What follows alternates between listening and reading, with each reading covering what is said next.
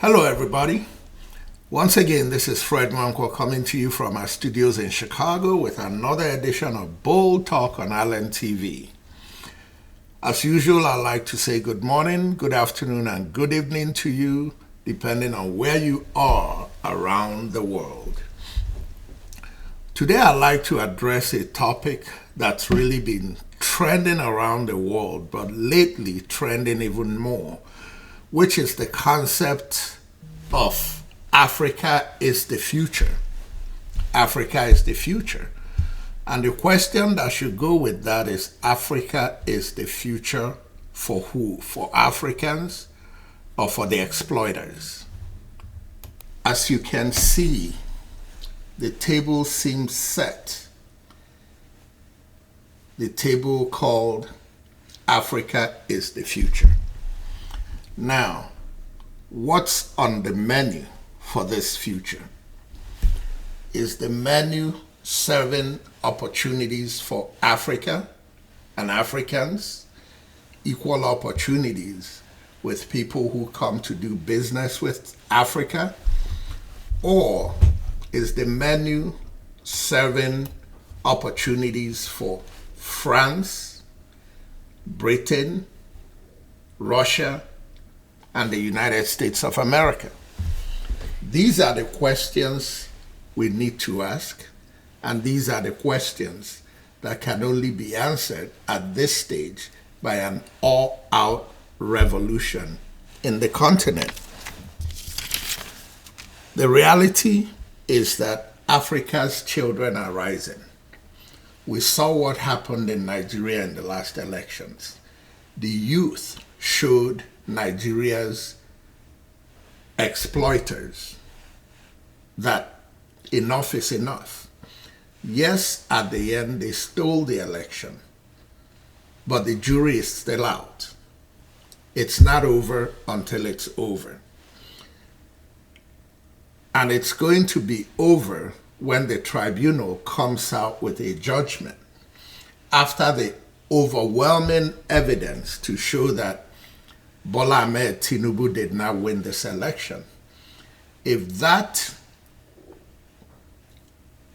verdict comes out other than what it should be, which is the clear evidence that somebody else won that election, it will be the beginning of a revolution in the continent. The election coup plotters that steal these elections and supported by Africa's exploiters like the United States, France, and the Economic Union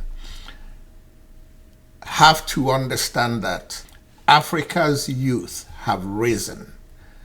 This is not your grandfather's youth. This is a new generation of youth in Africa, and they want to take their continent back. They don't want to exploit anybody. They don't want to fight any Western powers.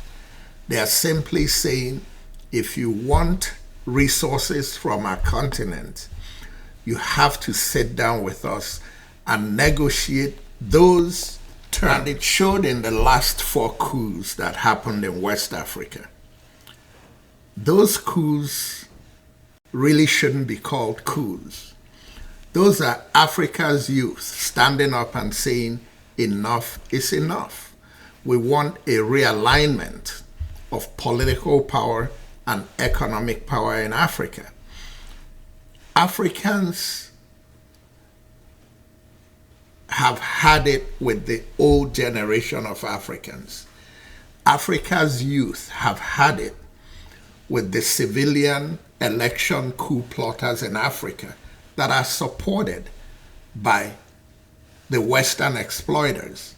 And Africa's youth are saying to France, if you call what happened in the last 4 coups in Africa coups, then you also have to count the coup that the French government has perpetuated in their the French-influenced African countries over the last 50 plus years, where France is taking 60 to 80% of their revenue annually and having it deposited in banks in France and taking from their revenue monies and taking back to Africa as assistance. And when they ask for more, they have to come to France and borrow their own money and pay at exorbitant market rate interest rates. Now, what coup is more devastating to Africa? Coups performed by frustrated Africans to get back what they need to help their people, or coups that are perpetuated on Africa by France and ignored by America and Britain because directly or indirectly it benefits them. Africans are saying enough is enough. A revolution has quietly started in Africa. Africans are not bloody people. So even though a revolution has started, the blood hasn't started flowing. But unfortunately, depending on how America and France and Britain react to this revolution going on, that's going to determine whether the blood is going to flow. And it's not only going to flow in Africa, it's going to affect the entire world. So it's time for everybody to take a seat and sit down and renegotiate and know that the realignment has started, and if it's handled properly, everybody is going to benefit. If it's handled the way you think you've handled it in the past, the world is getting ready to explode. Africans, this is not time to watch what you say. This is time to build coalitions to say what we are saying much louder than we are saying it.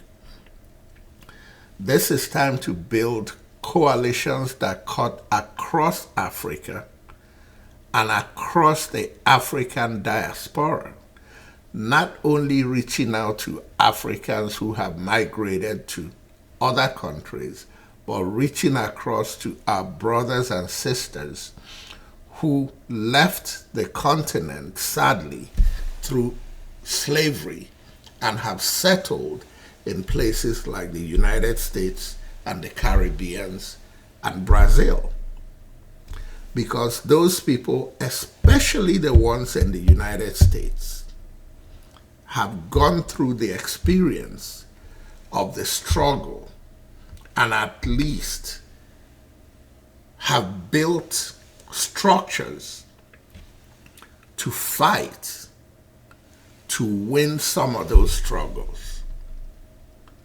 And until concerned Africans in Africa reach out to our African American brothers, but also our brothers and sisters in the Caribbean and Brazil and places like that, and then also the liberal-minded people in those countries, whites in those countries, until we reach out to them to join us in this fight to win our continent back and put the right Africa-minded people in office to be the ones negotiating on our behalf in this new future that is Africa.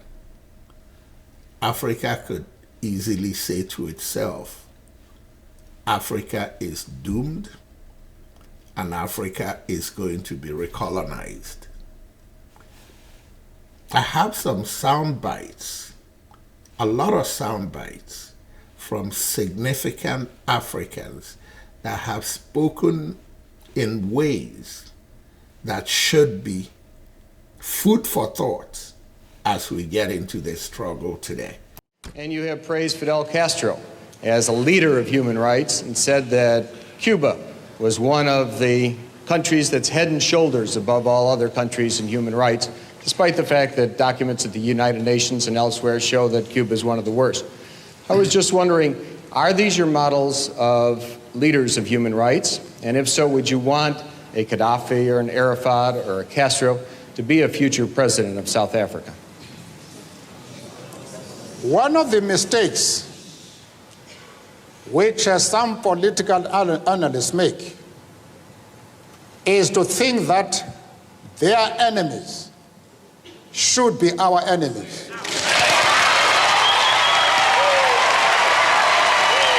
Our attitude towards any country is determined by the attitude of that country to our struggle. Yasser Arafat, Colonel Gaddafi, Fidel Castro support our struggle to the hilt. Our attitude is based solely on the fact that they fully support the anti-apartheid struggle. They do not support it only in rhetoric. They are placing resources at our disposal for us to win the struggle.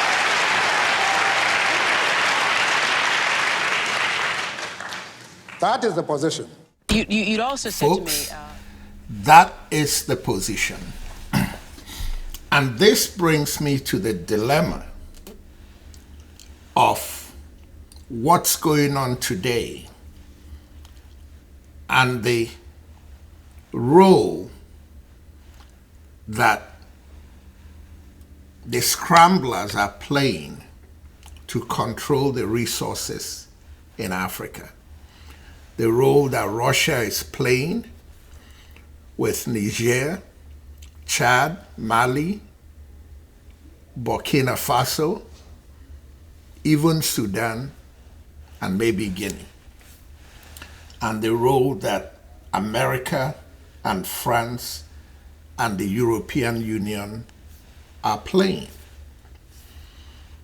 Any keen observer knows that those countries' preference sentimentally leans towards democratically governed capitalist systems. Any keen observer also knows that the sentiments of those countries lean against the socialist, communist system of governance. The suppressive policies of France in French African countries and the covert support by America of those suppressive policies by France is cultivating a level of anger among the youth of Africa. And the anger that is cultivating is resulting in the rebellion that's been going on in West Africa. Folks, I'll be remiss if I tell you that the sentiment in much of West Africa, the sentiment of the popular masses of the population, has not started to lean towards how they feel that Russia can protect them than how they feel towards America and France and EU's presence in Africa. I'll be remiss if I say to you that the masses of the population in that region are not welcoming of the military coups that have taken place in Niger, Burkina Faso, Chad, Mali, and Guinea, and even the one in Sudan before the last one. And let's not fool ourselves. I'll also be remiss if I tell you that a sizable population in Nigeria, across the board, not one section, are not seriously wondering that if a civilian coup can steal an election, why not have a real coup that can come back to take care of the people, rather than have civilians dictating to the people? That's not my sentiment. I'm just telling you the sound bites I'm hearing. And now, that brings me to this short video, a discussion of what an American is saying about how the policies that are influenced by the G7 led by America and France and Britain, how those policies are stacked against Africa. I'm not the one saying it. I'm just putting thoughts together. Take a listen. America's never going to pay its debts. It doesn't have to. Its debts are in its own currency. We can simply print it. The African debt is not in its currency. The African debt is in US dollars. Africa has to earn the US dollars, and the only way it can earn the US dollars is not to be assassinated for growing its own food and becoming independent and doing something that the United States does not like. The principle underlying the foundation of the World Bank is that no country should grow its own food. Africa and the third world should only grow export crops.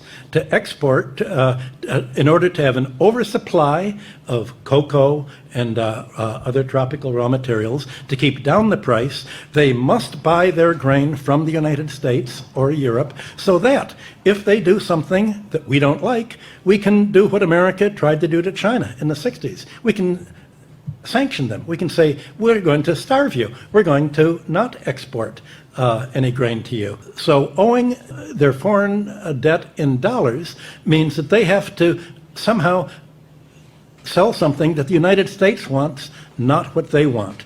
I think the most evil organizations in the world today are the World Bank and the International Monetary Fund. Now, on that same note, I'm going to buttress what that man just said, a white American, with what this man, an African American, a very articulate, knowledgeable, world-informed African American. Let's listen to what he says. But here's three things that keeps Africa enslaved to the Chinese and the white man by virtue of their politicians. Number one, we have been distracted in America, the Caribbean, Africa, all over the world. It's a Pan-African problem. We have been distracted from development with democracy. Everybody's focusing on who to vote for. You're not looking at the conditions. What's going to change whether he wins or he wins? Because guess who's financing both of them? The same people stealing your oil. Who's financing both of them? The same people stealing your gold. Who's financing both of them? The same people stealing your coltan. You follow me? So democracy is a joke they play on black people to make you think you can have radical transformation without revolution. The reason the white man pushes democracy globally so hard is if there's ever a breakdown in the black man's confidence in democracy, the only alternative is revolution. So that's number one. Democracy is a distraction from development. Number two, when I travel, especially Africa, but it's true in the Caribbean also, black people are more concerned with their tribe being in control than they are with liberation from foreign control. Are you following me? I've seen it. So when the elections is coming up, it's not about freeing us from white supremacy or Chinese imperialism. It's about, are my people going to be the president? Is somebody from my tribe going to be the prime minister? And because they're more concerned about tribal imperialism than African independence, this democratic scheme that they run on black people continues because we're so petty and so small in our thinking. I just want to make sure his people don't get the presidency. I'm not even looking at the bigger picture. The white man knows this. The Chinese know this. So they come in, exploit, finance both sides. So no matter who wins, they get all the resources. And then the third issue is most African leaders and Caribbean are foreign educated. They go to Britain for their education. They go to France for their education. They go to Belgium. They come to America for their education. And what did Dr. Carter G. Woodson say in Miseducation of the Negro? The college-educated Negro is seldom of any use to his race because the education he gets is an education that takes him away from identification with his people. So most of our African and Caribbean and American leaders are Negropean. They have an African body. They have a European mind. So the white man and the yellow man are controlling the black man through remote control by virtue of conscious control of the way that he thinks. The entire thought process of the African leader, there's a few exceptions, but for most of them and the Caribbean, the entire thought process is that of a white man. Now, folks, as always, I have laid down my thoughts, and my thoughts don't have to be the thoughts, but I just like to put them on the table as part of the discussion.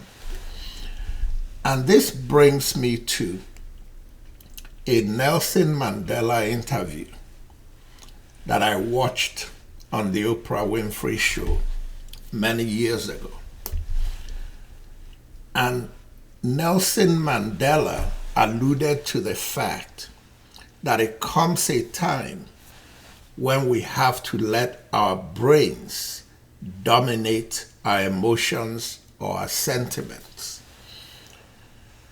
And that resonated with me because if Africa must unshackle itself from the exploitation and domination of the West or whoever, it must start in Nigeria.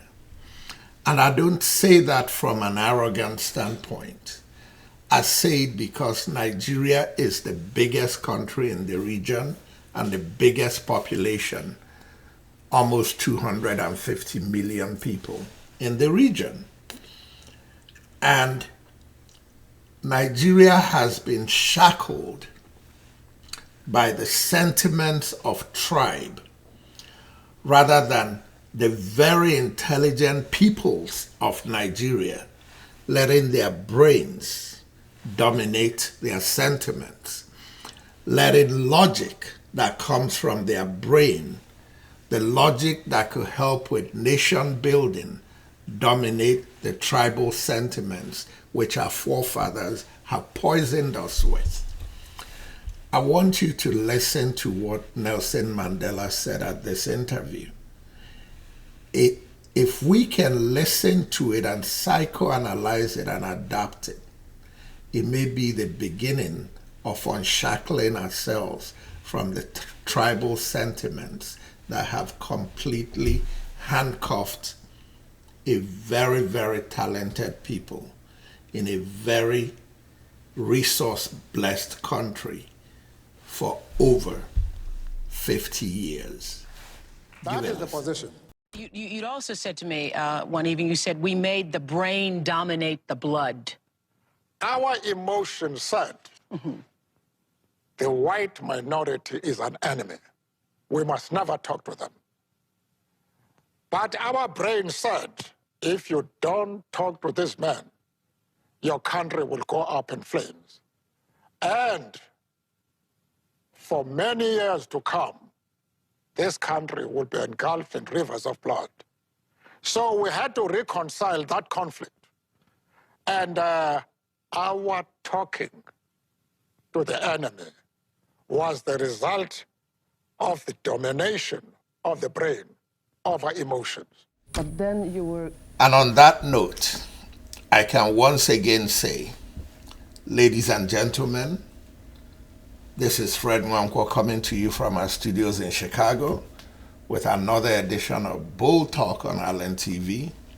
And until next time, good night and God bless. People, I just say make a thank you. I beg if you like waiting we just do, make una share and make una help me grow, make una like and make una subscribe. And all these people where una they see where they show now, now them be the people where be say they do waiting and they do. Chica Market, now the place where they people where they around Chicago, suburbs and everywhere, they go buy waiting then they chop, waiting then they put from out. Nothing where you go for Chica Market where you no go find. Whether na food where they specialty to Nigeria or anything, if you go there then go get them. But more importantly, the atmosphere, they very beautiful. Then the lawyer where they support me here, name na Paulo Tubushi, 33 years in business. You know if you play with that one now. Nothing with no kind case where you get. And no be only him. The man na cerebral, educated, PhD kind of lawyer. He just retired from where they teach because before na college professor too. Then Chimako shipping. Waiting you one ship where they no fee help you. If you go Chimako, nothing you go try where they no fee help. Direct home health care. Then get nurses where then they send out to go take care of patients. Then get another business where then they hire nurses. So anyone where you do, if you go direct, then go help you. Then Bright Star Care Diagnostic Specialist Hospital, where they forward. Make you go there. If you get people for Nigeria where you they support, if they're no sick, just send them go there. Make arrangements with the owners. You go pay them from here. Shana shipping again. We come to Sona shipping and logistics. They won't be say no be only say that they ship. Now then get the ship where then they carry go. So when they give you date, say now we go you sabi say now then they control the ship. This one no be to take them, go give ship where you na so na go take them, na so na go ship them, na so na go deliver them for you. I beg I say make a thank you now. Make una no forget to subscribe. The only way where your brother fit grow. Now say una they watch waiting and send, subscribe, share them, and like them. And the thing be say, if you not like waiting and they do not be say give una voice because na me go they talk. And I know they talk while you and Pasha. Now it happen and they talk them. The only people where say they no like me. Now the ones where they do while you where we they talk about them while you. I beg make una thank you. Thank you very much, and make una thank the people where they help me advertise.